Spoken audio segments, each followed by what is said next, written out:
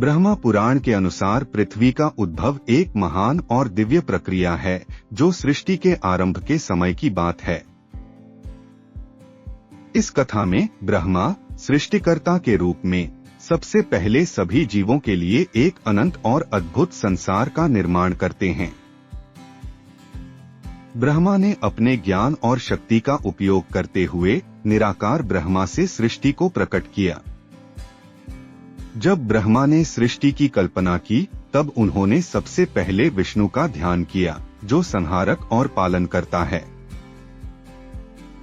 इस ध्यान में वे सभी तत्वों को एकत्रित करते हैं जो ब्रह्मांड के लिए आवश्यक होते हैं। इसके बाद ब्रह्मा ने जल को उत्पन्न किया जो सभी जीवों का आधार है।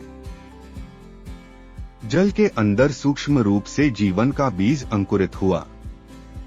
इसके बाद ब्रह्मा ने वायु का निर्माण किया जिससे जीवन को गति मिली। वायु ने जीवन के लिए आवश्यक ऊर्जा प्रदान की।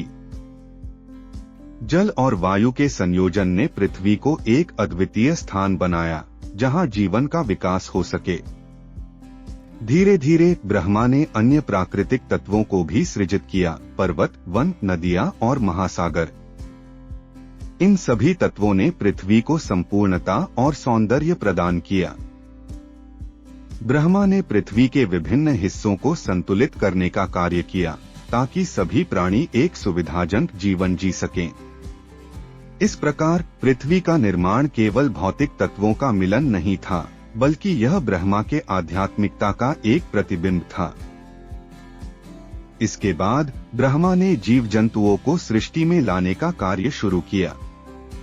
पहले उन्होंने जल में रहने वाले जीवों का निर्माण किया, फिर स्थलीय जीवों को जैसे कि पशु पक्षी और अंत में मानव का निर्माण किया। मनुष्य को ब्रह्मा ने विशेष बुद्धि और सोचने समझने की शक्ति प्रदान की ताकि वे इस अद्भुत सृष्टि के कर्ता और रक्षक बन सकें। ब्रह्मा ने मानव को यह समझाया कि वे न केवल अपने लिए जीवित हैं, बल्कि धरती और अन्य जीवों के लिए भी।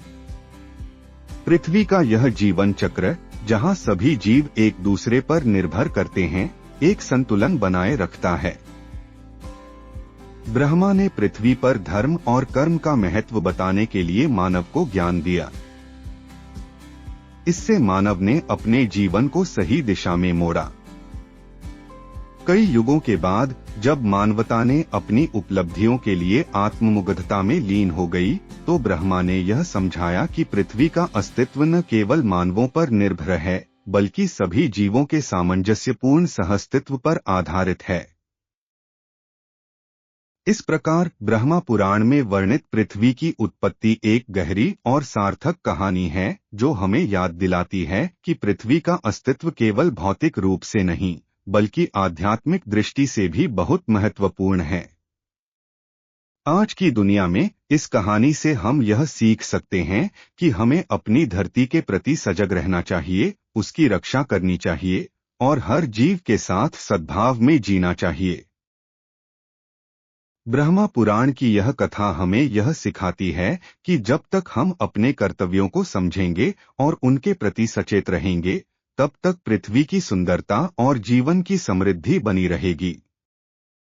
इस तरह ब्रह्मा के द्वारा किए गए इस महान कार्य का अर्थ केवल प्रकृति का निर्माण नहीं, बल्कि एक ऐसा जीवन जीने का संदेश है जो संतुलन और सद्भाव पर आधारित हो।